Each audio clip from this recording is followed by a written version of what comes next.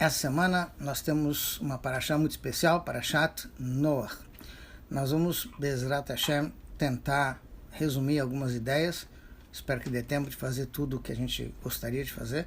Enfim, primeira coisa é uma observação do Rebbe em Tafshin Nun Beit, uma das últimas, se não a última Sihá do Rebbe sobre Parashat Noach, onde ele fala uma coisa muito simples, muito clara e direta. Essa é a primeira parashá do ano.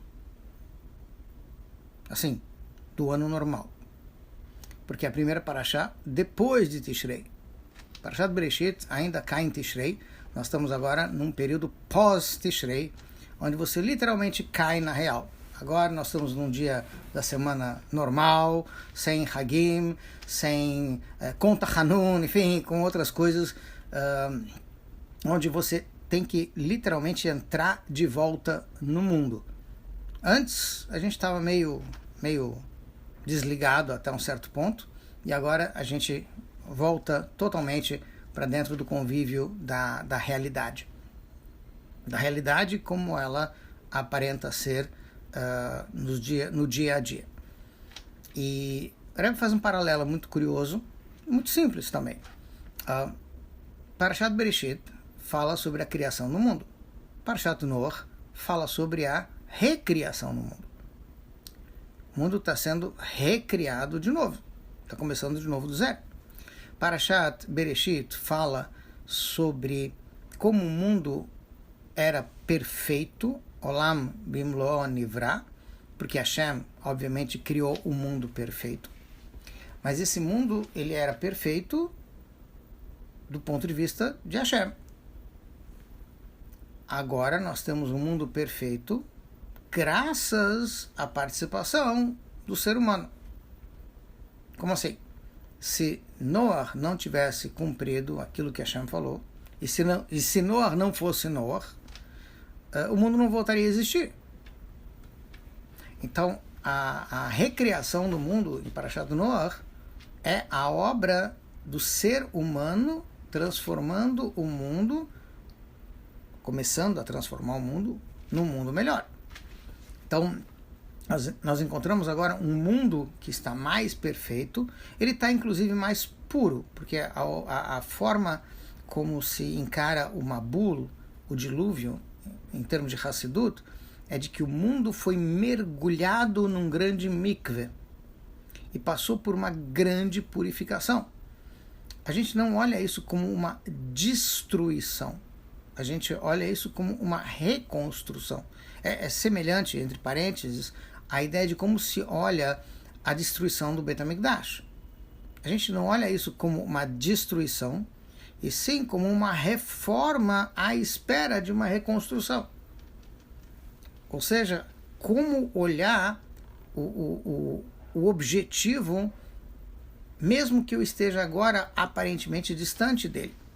E no caso, o mundo ele começa agora, ou recomeça agora, porque ele foi purificado, porque agora o ser humano está começando a assumir a sua função de fazer do mundo uma moradia para Hashem. Isso começa com Noach, isso começa com o trabalho que ele faz, inclusive de fazer a Teivá, e a própria Teivá, a própria arca, eu comentei com o pessoal essa semana que ela era uma arca e não uma barca, isso são outros 500, tá? Não era um navio, era uma caixa. Noah cumpriu exatamente, fez exatamente o que a Hashem mandou, por mais que não tinha lógica nenhuma, uma caixa daquelas proporções para flutuar realmente era complicado, mas ele não discutiu, ele construiu.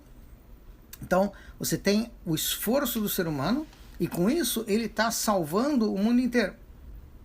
Ele salvou a parte do mundo que tinha que ser salva para que o mundo recomeçasse.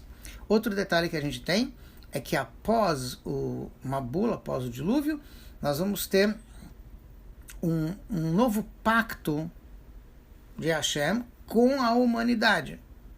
Ou seja, Hashem agora diz, de agora em diante, não vai haver mais esse tipo de recriação. Agora a bola está na mão de vocês.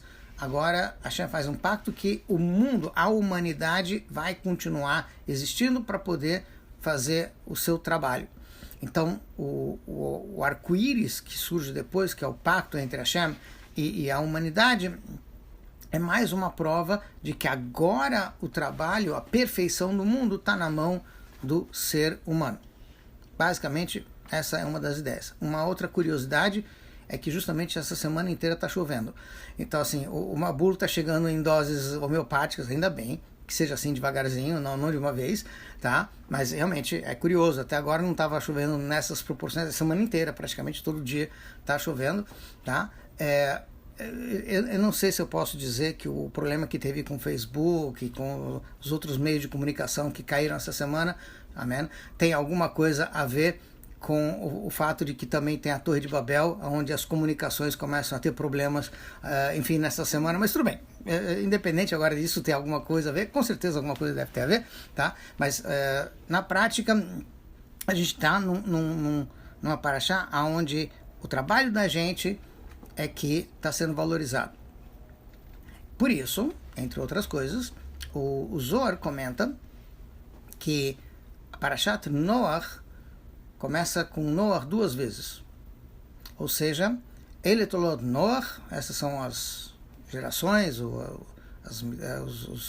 a sequência depois de Noach, Noach Ish Tzadik. Então, a palavra Noach aparece duas vezes logo no início da Parashá, e Zohar, ele traduz assim, Naicha Beilhonim, Naicha Betachtonim. Por que duas vezes Noach? A frase podia ser muito mais simples. Ele Toldot Noach Ish Tzadik, e aí segue. Por que ele praticamente faz uma vírgula ali? Ele Toldot Noach, vírgula, Noach Ish Tzadik. Não precisaria repetir. E veja bem, é Noach, Noach. Não tem nada entre os dois. A palavra Noah é repetida duas vezes, tá? Então o Zohar fala que isso indica que através do esforço de Noah ao longo de todo esse período conturbado que foi o dilúvio, graças ao esforço do ser humano em transformar o mundo num lugar melhor, num lugar mais divino, graças a isso você tem Noah, você tem uma agradabilidade, você tem uma tranquilidade, uma serenidade Bailhonim, nos mundos espirituais, o Betartonim e no mundo material. Ou seja, duas vezes Noah. Mas o Zohar não fica nisso. O Zohar segue adiante, ele fala que Noah duas vezes indica uma série de dualidades que a gente vai encontrar. Uma delas é que Noah duas vezes tem a ver com Shabbat. Como assim? Então, a explicação, nesse caso, é a seguinte. Primeiro, uma observação simples. A gente comentou, acredito que em Parashat Bereshit, que existe um texto, inclusive a gente lê na hora do Kiddush do Shabbat, onde diz que Hashem criou o mundo, Hashem bara Elokim la'asot. Deus criou o mundo para fazer. E essa frase la'asot, ela parece uma frase desconectada, porque afinal de contas Deus criou o mundo, ponto. A gente está falando sobre a conclusão da criação do mundo na sexta-feira e a introdução do Shabat na Torá, da ideia do Shabat, um dia de descanso, um dia de tranquilidade. E aí então perguntam os comentários da Torá, enfim, perguntam os sábios o que significa la'asot, porque o mundo foi criado perfeito, mas o Hashem colocou espaço no mundo para o ser humano aperfeiçoar um mundo que já é perfeito. E um exemplo que a Gemara dá é Hashem cria o trigo perfeito, mas o ser humano transforma o trigo em pão, que se torna o alimento básico do ser humano, e por aí vai. Então a participação do ser humano está sendo enfatizada também, até em Parashat Bereshit já tem um pouco disso. E aí então o Zohar comenta que Noah duas vezes também fala sobre o dia de Menuchá, o dia de tranquilidade, o dia de descanso, que é o Shabat. E o Shabat é composto de dois níveis de tranquilidade.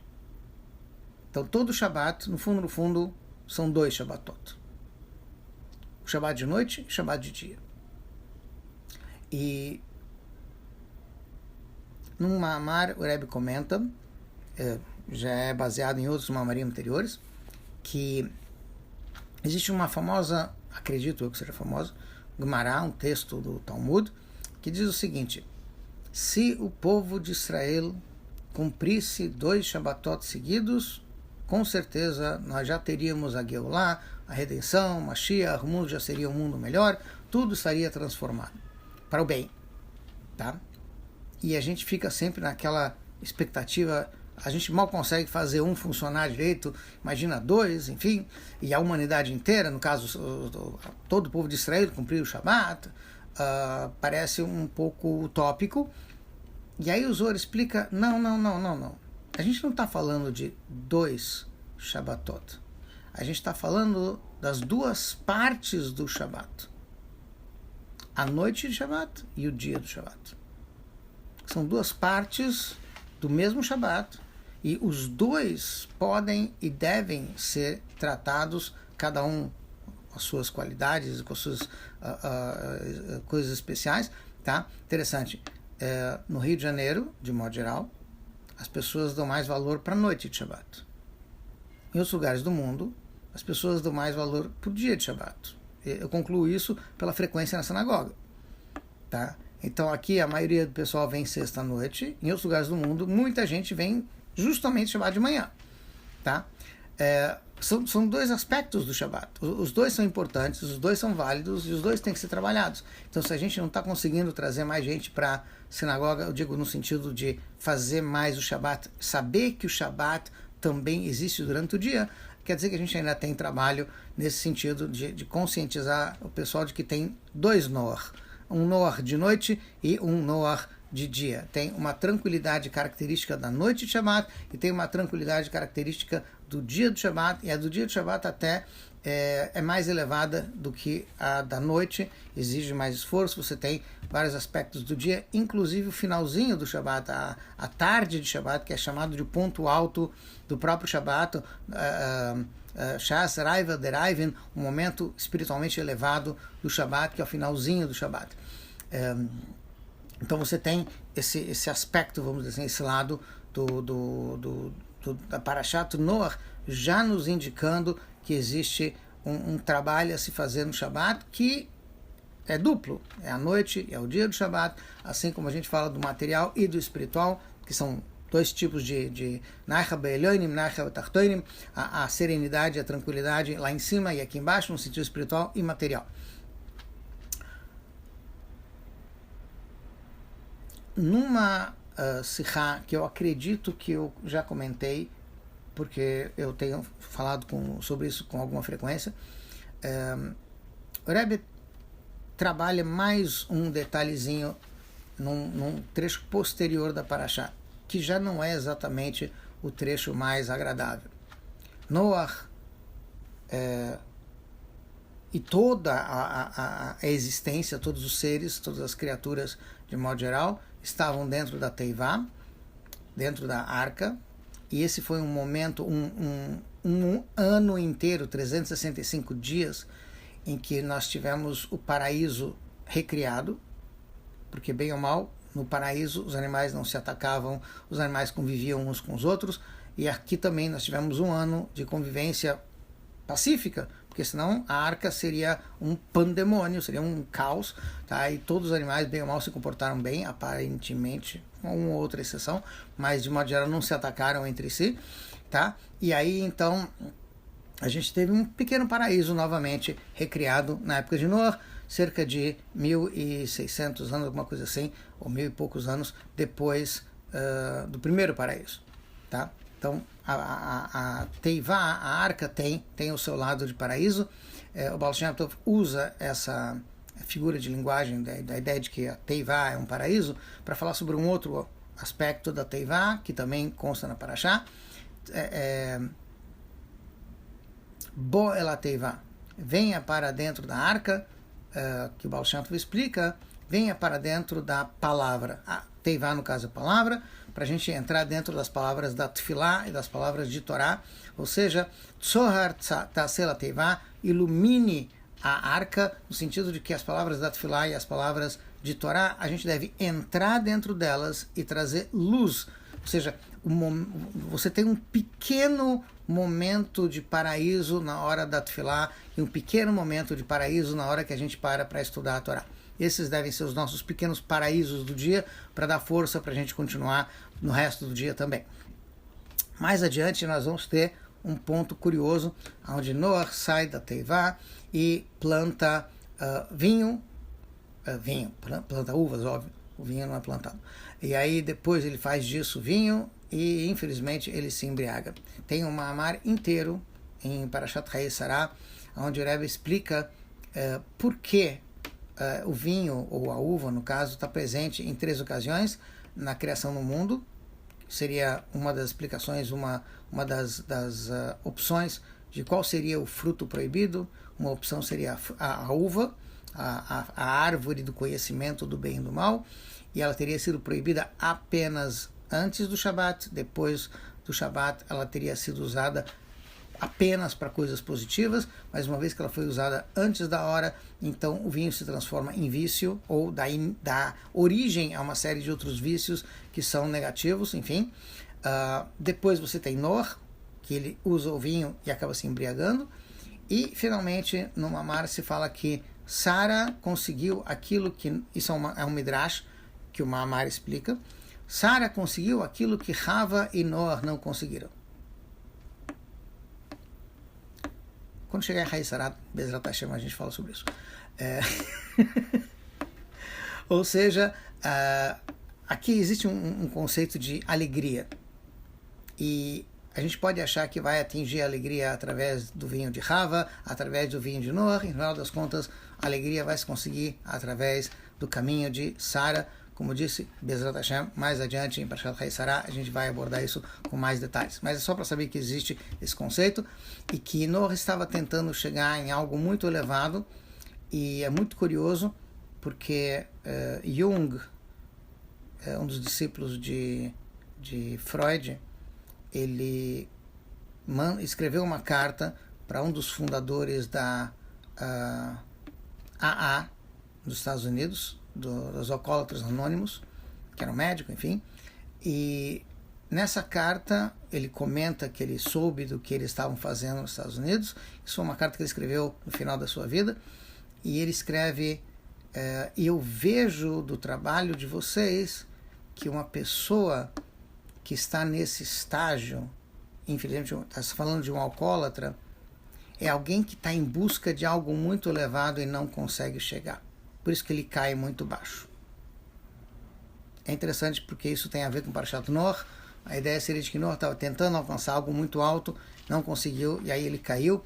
E isso indica que, às vezes, pessoas que aparentemente estão num estado de decadência, no fundo, estavam procurando algo com mais conteúdo e não conseguiram chegar. E essa frustração pode se transformar em algo muito pesado para pessoas mais sensíveis.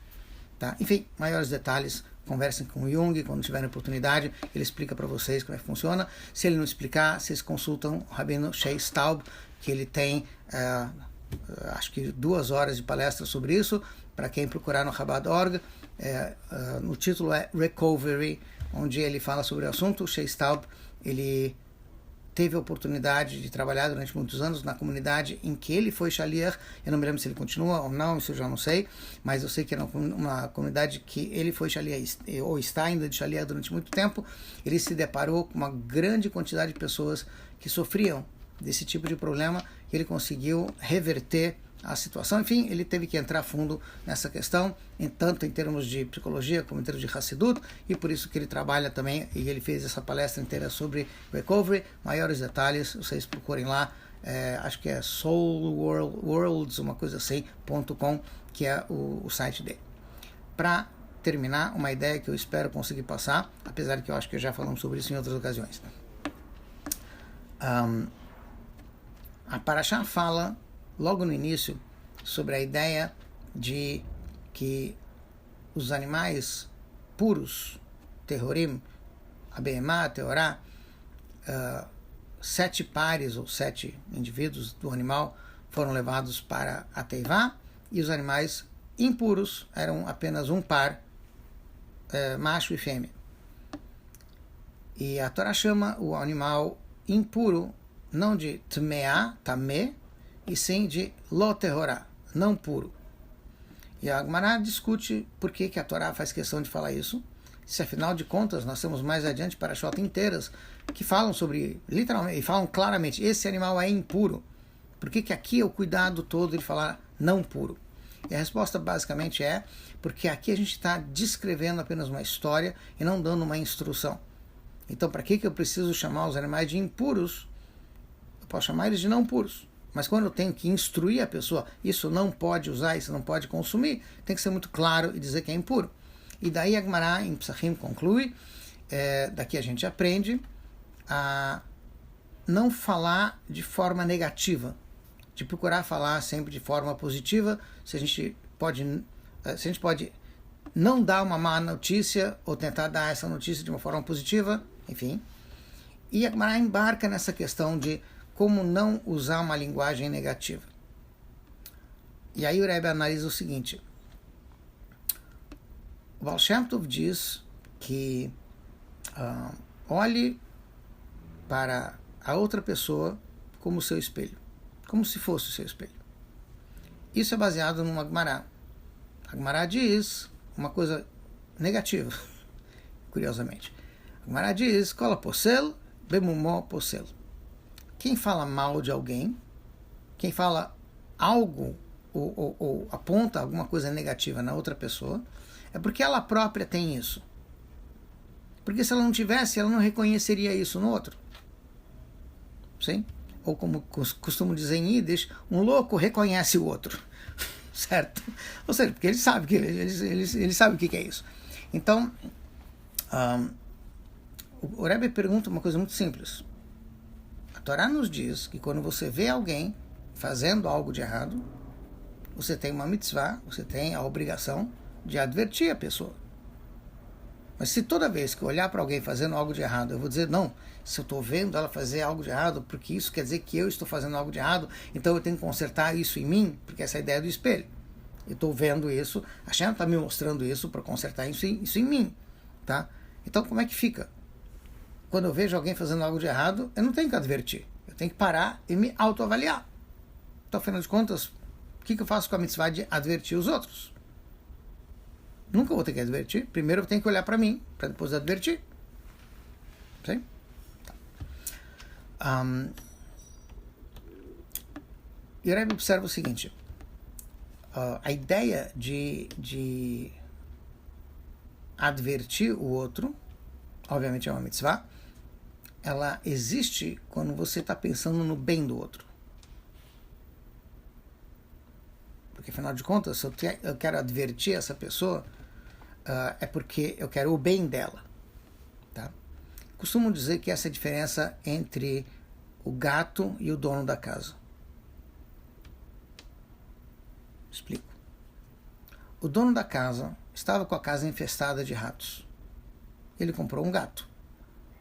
E os dois têm interesse em acabar com os ratos, obviamente. Só que o interesse do dono da casa é que cada vez tenha menos ratos. E o interesse do gato é para que cada vez tenha mais ratos. Certo? Muito bem. Então, a ideia da advertência é a seguinte: eu quero que cada vez haja menos erros, menos pecados. Mas se a pessoa tem satisfação em advertir os outros, porque aí ela aparece mais, ela se torna mais justa aos olhos dos outros, porque ela está advertindo todo mundo, tem alguma coisa de errado com isso. Sim? Então, a colocação que o Rebbe faz nesse caso é a seguinte: como ver o mal no outro mexe contigo? Se ver algo de errado no outro te altera, te deixa mal profundamente, você se irrita com isso, alguma coisa tem dentro da gente também. Porque o motivo pelo qual Hashem não faz com que a gente enxergue os nossos próprios erros é porque o pior carrasco que existe é a consciência. Então, para a gente não se torturar demais ou desnecessariamente, Hashem criou uma coisa chamada amor próprio, que faz com que a gente atenue um pouco. Por mais que a gente reconheça que fez algo de errado, mas a gente nunca encara isso como algo terrível. Porque senão a gente não ia conseguir viver. Não faz bem pra gente. A consciência da gente não perdoa. Então tem que ser atenuado. Por outro lado, a pessoa tem que se consertar. Se ela tem algo a resolver consigo mesmo, ela precisa procurar ajuda, ela precisa fazer algo para melhorar. Então o Hashem explica. Por isso que Hashem mostra isso nos outros. Para que ao ver isso nos outros, isso mexa com a gente e a gente pare para pensar, será que eu não estou fazendo a mesma coisa? Talvez não igual, talvez num nível mais sutil, mas talvez sim. Tá? Eu talvez não minta como aquela pessoa, mas eu tenho minhas mentirinhas brancas. Talvez isso também tenha que ser consertado. Tá? Então, o que o Rebbe diz é o seguinte, quando a gente vê o outro fazendo algo de errado, dizendo algo de errado, e a gente para e pensa, coitado, ele precisa de uma ajuda. E a gente consegue fazer isso tranquilo, é porque a Hashem está nos dando a oportunidade de advertir e orientar alguém. Porque se você parar para ver a mitzvah de advertir, inclusive como está escrito no Rambam, na Halachá, a mitzvah não é advertir. A mitzvah é, em primeiro lugar, orientar, à medida que você pode orientar, e, eventualmente, quando necessário, advertir. Inclusive, o Rambam ele fala uma coisa curiosa. Se a pessoa que você está vendo fazer um erro é alguém que sabe mais Torá do que você, ou que cumpre mais, enfim, você não tem direito de advertir. Talvez ela saiba o que está fazendo e é você que não está sabendo. Se é uma pessoa que sabe menos, você não tem que advertir, você tem que orientar. É diferente. Ela não sabe menos, ela não está sabendo, por isso que ela está fazendo. Tá? Então fica muito difícil de achar quem você vai poder advertir de verdade, que tem que ser alguém no teu nível. Que você possa dizer, bom, a Hashem está me mostrando isso para eu poder ajudar, advertir, enfim, essa pessoa, orientar essa pessoa. Tá? Então, quando isso mexe profundamente com a gente, é porque a gente também tem um pouquinho disso. E a gente precisa parar para trabalhar com isso.